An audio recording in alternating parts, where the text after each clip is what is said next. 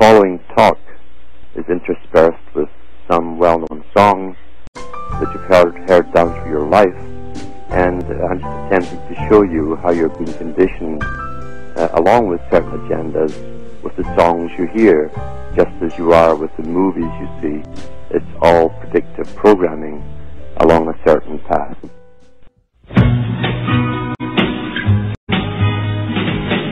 Don't know much about history, don't know much biology, don't know much about a science book, don't know much about the French outlook. Well, just like that song there, we're all living in the dark. We don't know much about history, we don't know much about social politics, we don't know much about the movements which have been created down through history, which appear to be different from each other on the outside, but when you look at their policies and their goals, they all tend to go towards the same destination. And when you find things all tending to come together, as the song goes, towards the same destination, some people will clue into the fact there's a common guiding hand here. Societal changes can be likened to a herd of sheep who've been in the same field for a few years or even a generation.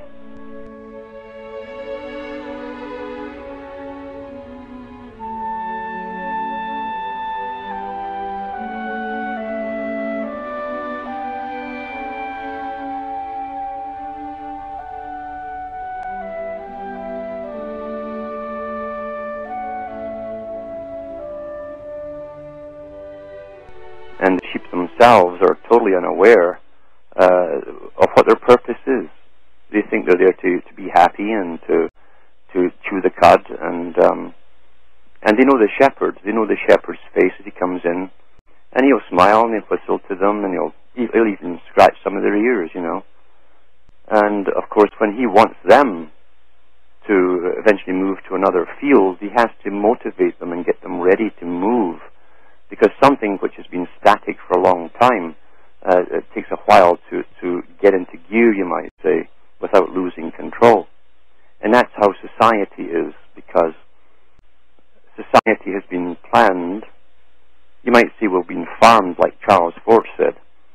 We've been farmed basically down through the centuries for different purposes by a hidden elite and a very high aristocracy, which uses lower aristocracy to do the actual work, you might say.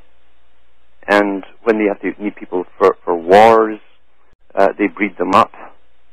They'll allow them to have more food for themselves. They always allowed them to have plenty, drink alcohol and so on, and even encourage sort of parties and festivals. And that way, they knew they could keep the population up, because during the festival times, even religion would relax. People copulated and offspring were produced. And those guys would be the next crop for the next war, which was maybe planned 18 to 20 years down the road. And this is pretty standard all down through history. We can read about it from the days of Plato, where he talks about the necessity of culling the excess populations of the Grecian islands, because they were islands and they could only stand so much of a population, and even the influx of slaves from all their wars would become a problem sometimes, and they would arm these slaves and put them in the army and have them fight their neighbors, and that way they culled down the herd, you might say. And in those days it was talking about quite openly by the aristocracy. Slaves were cheap. The aristocracy saw those of the non-aristocracy as a separate animal, you might say. And nothing has changed up to the present.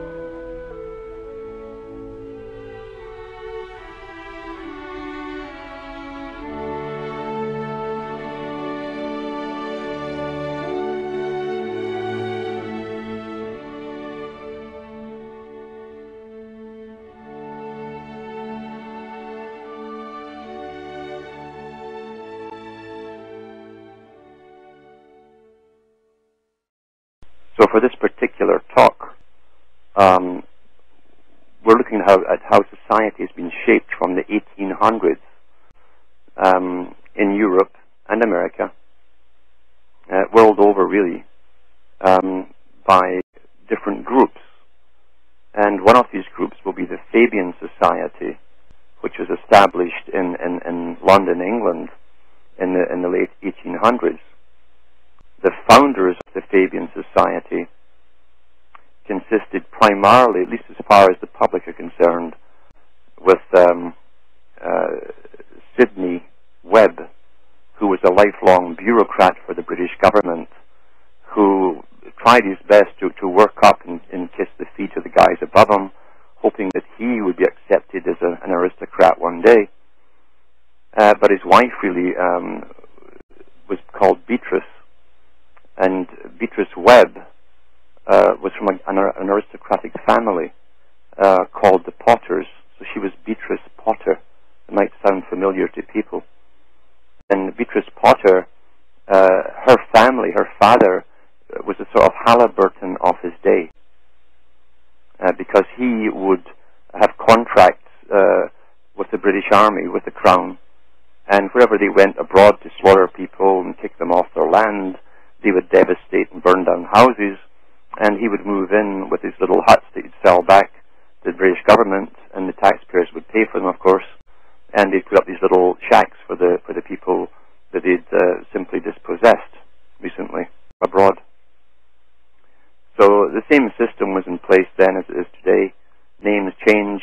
Sometimes the names are actually the same family lineages, but through marriage, etc., we have different surnames from the female and the male lineages.